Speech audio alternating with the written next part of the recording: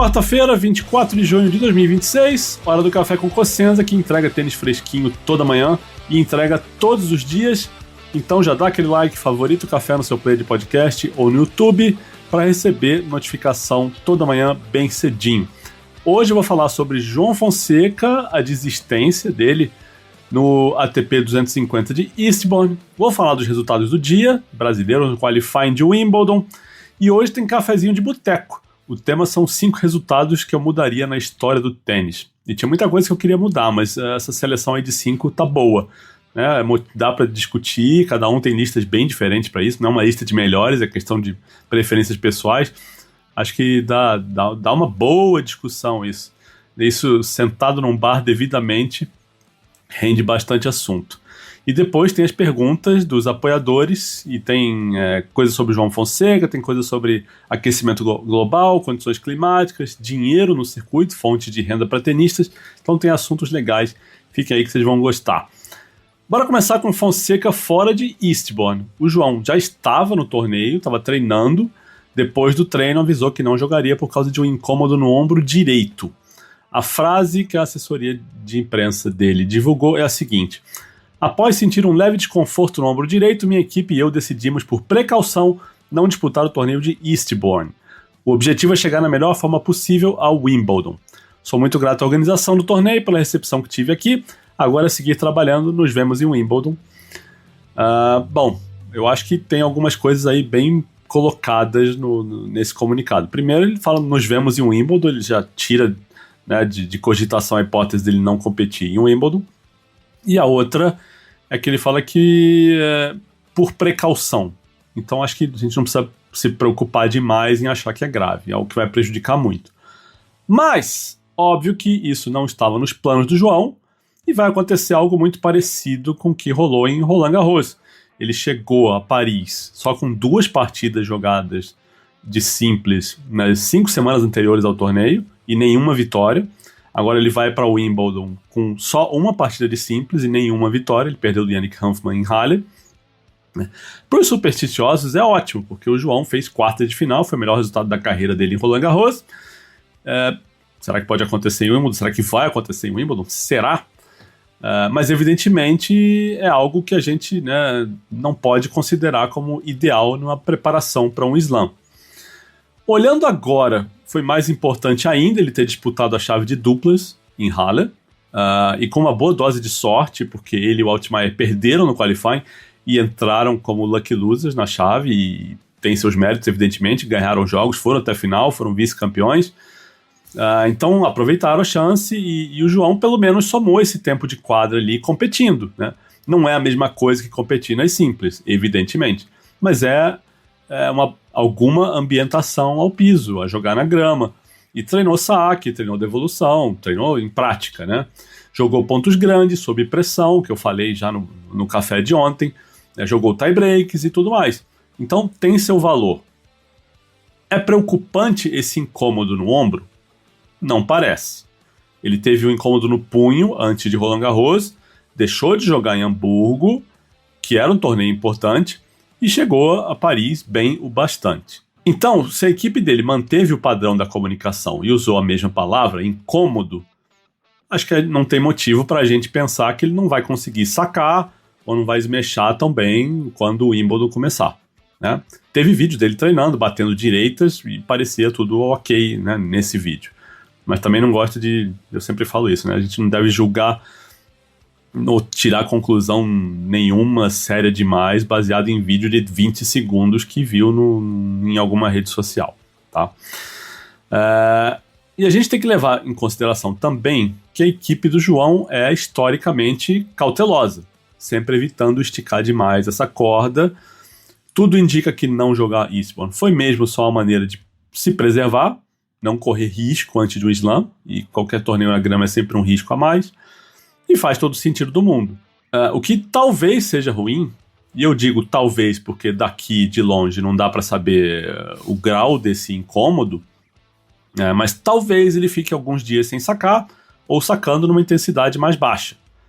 E talvez, mais uma vez, afete o rendimento dele na primeira rodada. Mas isso é só uma hipótese, né? Considerando aqui o pior dos cenários, A gente vai ver, vai descobrir isso quando o torneio começar. O João vinha sacando bem, né, em porcentagem, em qualidade, em velocidade. Então, imagino que ficar ali 3, 4 dias no máximo sem treinar, talvez não seja algo que vá tirar tanto o ritmo dele assim. Que mais? Importante, se ninguém mais desistir, o João vai ser o cabeça 24 de Wimbledon. Pode ser que o Roder desista ainda. Isso está no ar. De qualquer modo, o João vai estar entre os 24 primeiros cabeças e assim ele vai escapar da possibilidade de enfrentar um dos 8 primeiros cabeças na terceira rodada, que foi o que aconteceu em Roland Garros quando ele pegou o Djokovic na terceira. Agora tem que ver se a chave vai ser amigável também, porque tem nome perigoso que pode aparecer na primeira rodada, na segunda rodada, caras bons que não são cabeça de chave, tipo Dimitrov, tipo Jack Draper, que está sendo treinado por Sir Andy Murray no momento. O Perricard é um cara que está solto e é perigoso, porque saca horrores, e na grama, né, saque, tem um peso maior. O Tsitsipas também está solto na chave, e tem feito alguns jogos bons aqui e ali. O próprio Altmaier, que jogou com o João em Halle, a dupla, está jogando bem. Então, tem seus perigos. Mas óbvio que estar entre os 24 é melhor do que não estar, né? Óbvio. E eu esqueci de mencionar aqui ontem, mas o João vai estar no UTS, no Rio, né? Aquele evento que a galera gostou de chamar de a Kings League do tênis. No fim de semana de 16 a 18 de julho, o fim de semana da final da Copa do Mundo, a semana seguinte, né, logo depois de Wimbledon. Quem ouviu o Café na semana passada, quem estava no grupo dos apoiadores, sabia dessa possibilidade, e houve o anúncio nesta segunda-feira. Os outros 7 tenistas que vão estar lá no Rio, no Maracanãzinho, são Kyrgios, Francisco Cerúndolo, Humbert, Norrie, Griekspoor, Moutet e Nakashima. E o apelido do João, porque todo jogador tem um apelido meio besta no UTS, faz parte do pacote, o apelido do João vai ser The Rocket, que curiosamente era o apelido do Rod Laver, quando o Laver jogava. Falando em Laver, pelo que está se desenhando o calendário do João, com UTS, com Copa Davis, tá com cara de que ele não vai jogar a Laver esse ano. Vamos ver, né? Tá animado o calendário dele por enquanto. Óbvio que você pode anunciar várias coisas, dizer que vai estar aqui e ali, e ir mudando e fazendo ajustes, né? Desistindo de um torneio de outro se a coisa ficar muito puxada, é evidente. Mas né, eu tô achando que a Laver não vai rolar esse ano. Palpite meu, ninguém da equipe falou, só chute, pode ser que anuncie semana que vem, daqui a 2 semanas, e a coisa mude, mas é só achismo meu, tá? Vamos repassar os resultados do dia dos brasileiros. Em Maiorca, o Demo, que entrou de alternate junto com o Balázs, mesmo parceiro dele de Roland Garros, eles ganharam do Krajicek e do Mektic, uma vitória boa, foi 4-6, 7-6 e 13-11, salvando 2 match points no segundo set. Eles agora pegam o Goranson e o King nas quartas de final. Em Eastbourne, na WTA, a Ingrid Martins jogou com a Sara Sorribes-Tormo e elas perderam das tchecas Jessica Malechkova e Miriam Kolodjeva, 7-6 e 6-4. No quali de Wimbledon, teve uma brasileira jogando, que foi a Laura Pigossi, e ela perdeu na primeira rodada para Oceane Dodin, que já foi top 50, hoje é 473 do mundo, foi 7-5 e 6-4. Hoje tem Gustavo Wade na segunda rodada. Ele pega o colombiano Nicolás Mejia, que é 168 do mundo. Mejia derrubou o Henrique Rocha, que era o cabeça 9 do quali, uma vitória grande para ele. E quem vencer essa partida pega na última do quali o vencedor do Dan Evans, aquele Dan Evans, contra o Tristan Skulkate.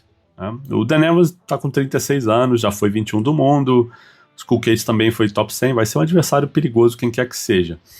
Mas o Wade está jogando bem, né? E conseguiu um resultado importante, vencer nessa estreia, vindo de, né, jogar uma final no Saibro, na Polônia, 2 dias antes. Então é bem relevante isso. O que tem de legal hoje, quarta-feira? Jogos mais legais do dia para mim estão em Bajambu, que é o WTA forte da semana.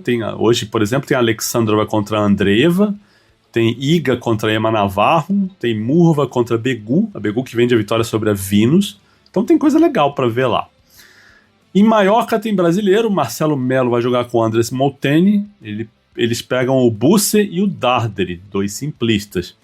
Sim, e o Busão, né, sem freio, ganhou do Tsitsipas nas simples ontem, resultado importante para ele, e ele vai ser cabeça de chave em Wimbledon.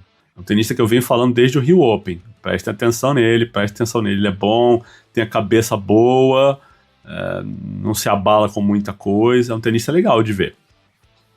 E em Eastbourne também tem Brasil, tem Luísa Stefani com Gabriela Dabrowski, elas pegam a Kato Yarahimova, que é um jogo de quartas de final. Bora pro cafezinho de boteco, então? Quem mandou a sugestão para hoje foi o Rodrigo Barra. Ele pergunta assim: se você pudesse mudar 5 resultados do tênis, masculino ou feminino, qual mudaria e por quê?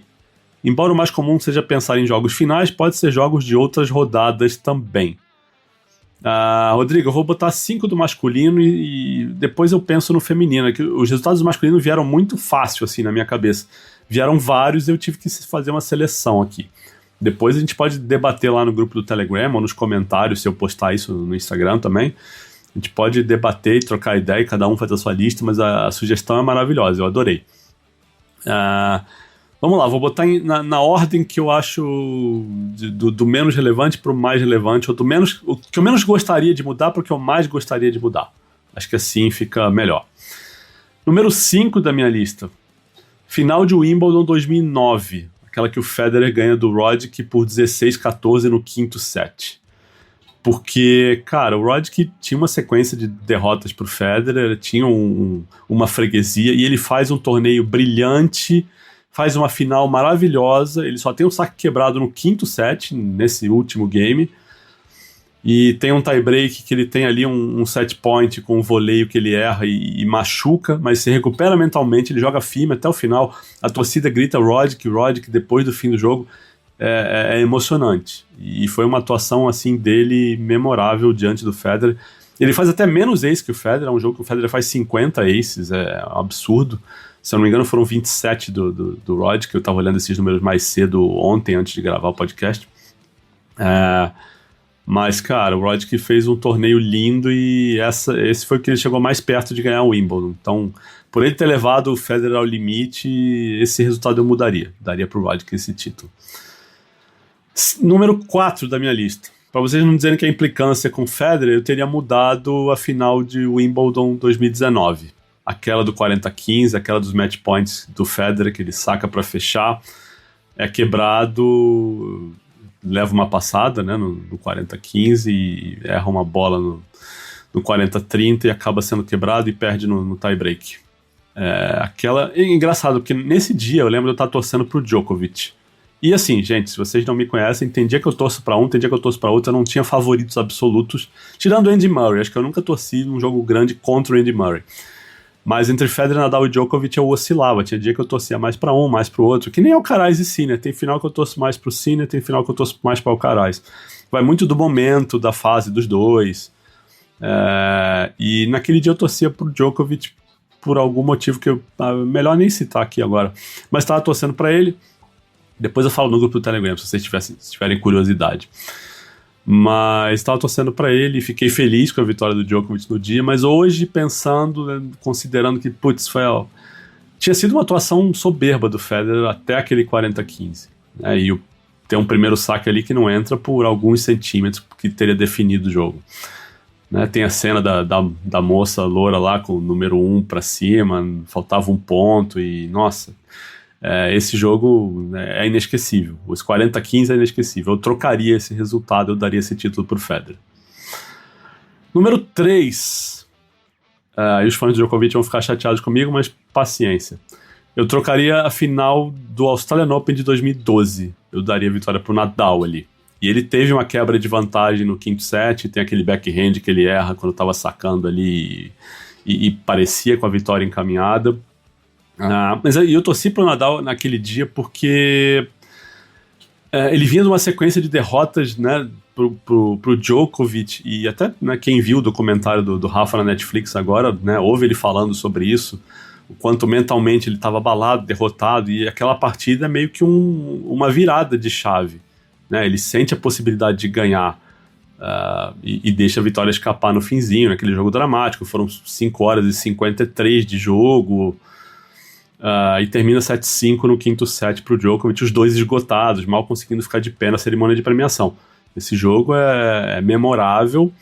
Em termos de qualidade, ele não entra na minha lista de 5 melhores, de 10 melhores jogos da história. Eu acho que ele tem um simbolismo muito grande, acho que ele marcou uma época, mas assim, em qualidade de jogo, não foi isso tudo. Acho que ele é muito legal do quarto set pro final, mas os 3 primeiros são muito normaizinhos para a rivalidade deles, ou pro nível, né, de comparar com jogos grandes.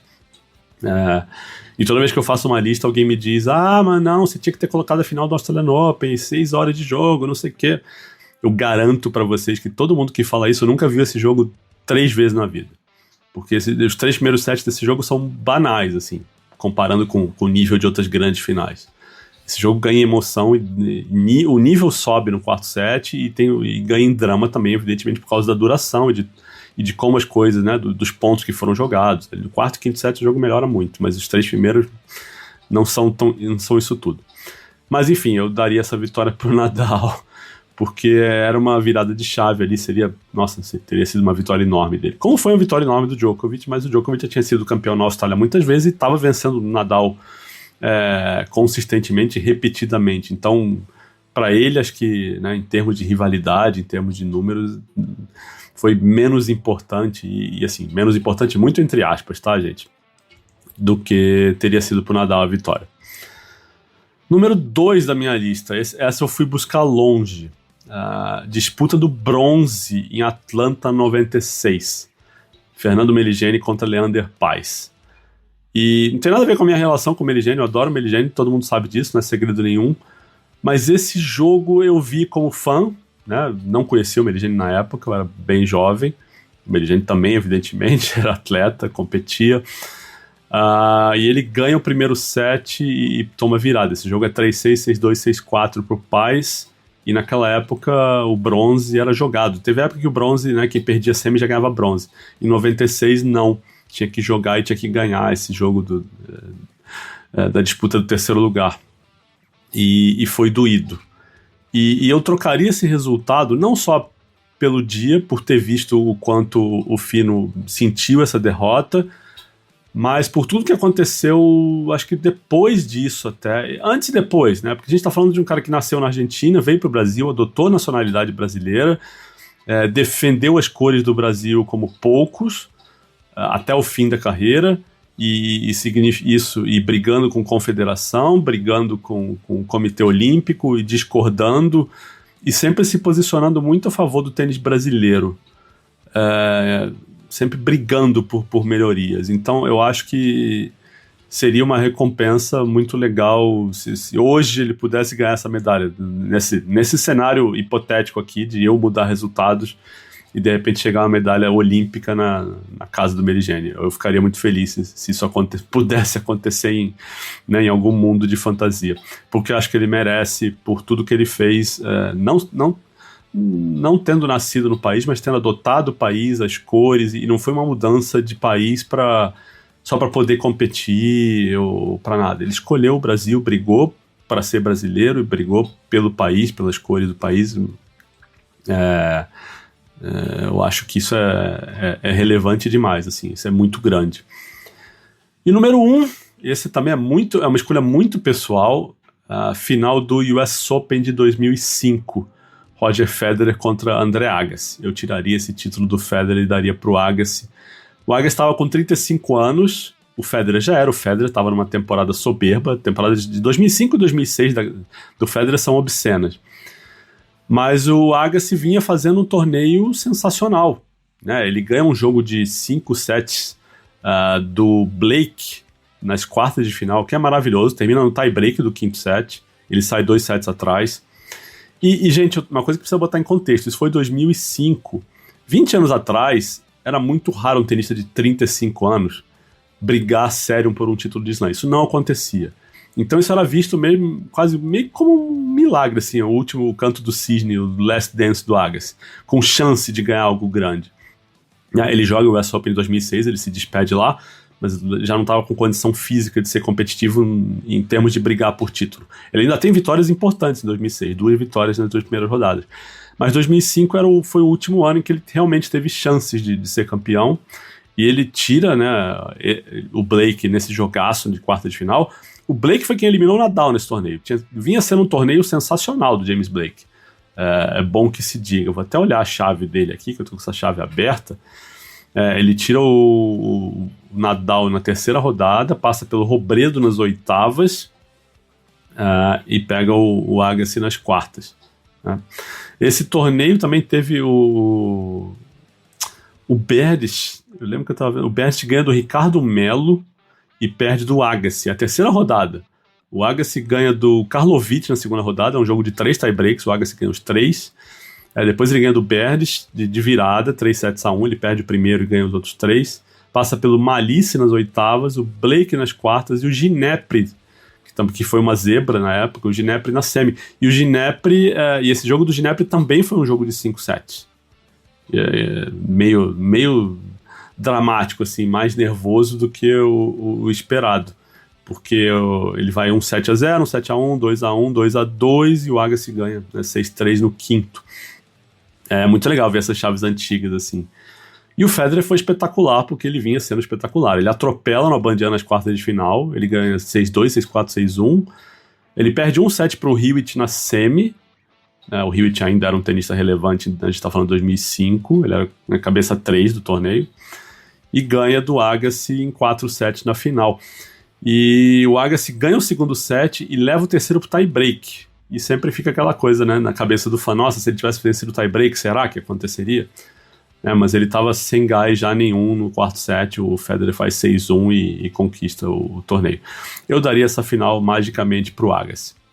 Então tá aí minha lista, meu top 5. Com um bônus, se eu pudesse também mudar, eu mudava todas as finais que o Andy Murray perdeu. Então, pra mim, ele teria mais 8 títulos de slam, tá bom? Já que é pra imaginar cenários, o cenário que eu quiser, no meu mundo, o Murray teria 11 títulos de slam. Vamos terminar com as perguntas dos apoiadores. Lembrando que apoiadores, gente, são as pessoas que ajudam financeiramente o meu trabalho, com valor mensal, na plataforma do Apoia-se. E em troca eles recebem conteúdo exclusivo, em áudio, em vídeo, em texto, entrevistas em primeira mão, informações em primeira mão, análise de jogo em áudio logo depois que as partidas terminam. Tem o nosso grupo de bate-papo no Telegram, que eu participo ativamente, e quem está lá no grupo está vendo isso, a discussão. A gente teve uma conversa muito legal sobre doping, várias trocas de opinião sobre doping, né, até por causa do caso da Vondrousova. E a discussão ontem foi maravilhosa, assim, nível altíssimo das pessoas, dos apoiadores. Então, quem quiser saber como é que a coisa funciona, dá uma olhada lá na nossa página, é apoia.se/saque-e-voleio, ou manda uma mensagem para mim em alguma rede social, pode ser no Instagram, ou pode ser meu e-mail, é ac@cosenza.org, que eu explico como é que funciona. Mas na página do Apoia tem todas as informações, tem os valores, os métodos de pagamento e tá tudo bem explicadinho lá. Beleza? Vamos para as perguntas, então. A primeira é do Luiz Bertolo, acho que eu meio que já respondi. Ele pergunta como é que eu enxergo as chances do João chegando em Wimbledon sem ritmo de jogo na grama. Não vejo tão prejudicadas assim. Né? Óbvio que depende do grau desse incômodo no ombro, que a gente não sabe, não dá para saber o quanto ele vai treinar. Também não é ideal ele não ter jogado mais partidas de simples, até para se movimentar em quadra inteira, que é sempre uma necessidade maior na grama. Então não é ideal, mas acho que as chances mesmo, a gente vai poder ter uma medida melhor com a hora que sair a chave. Porque pode variar muito, né? Você pode ter uma sorte de pegar 2 primeiras rodadas acessíveis e aí você calibra seu jogo. E o João tem margem sobre bastante gente no circuito. Pode ser que seja uma estreia dura e aí complica. Se você não tiver em grande forma já no primeiro jogo, fica mais difícil. O Robson mandou a seguinte pergunta. Caro Excel tentou ser youtuber e profissional. Chegou a 230 do mundo. Acho que ele ainda tá jogando circuito, Robson, mas tudo bem, eu entendi sua pergunta aqui. E agora ele tá no Intense, que é um circuito, né, paralelo. Temos jogadores no masculino e no feminino fazendo OnlyFans. O tênis nunca se pagou abaixo do top 200. Essas fontes de renda extra podem ser o futuro para jogadores fora do top 100?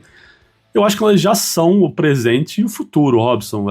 Seja OnlyFans, seja jogar interclubes, seja jogar torneios paralelos, torneios de grana, tudo é recurso, sabe? Eu fiz uma entrevista com o Daniel Dutra da Silva, né, o irmão do Rogerinho, uns anos atrás, e ele falava, cara, eu vou jogar, né, torneio de grana, eu vou jogar interclubes na Alemanha, isso significa que eu não jogo alguns torneios do circuito, né, prejudica o meu ranking, prejudica o meu calendário, mas se eu não jogar esses torneios, eu não tenho como financiar o meu calendário. Então é uma maneira de se manter ativo e buscar esses circuitos paralelos, né, esses torneios como... Eu não vou nem dizer o UTS, porque o UTS é para elite. Então, né, quem é convidado para esse evento, como o UTS, Laver Cup, essas exibições assim de fim de ano mais chiques, é um pessoal que não precisa de dinheiro.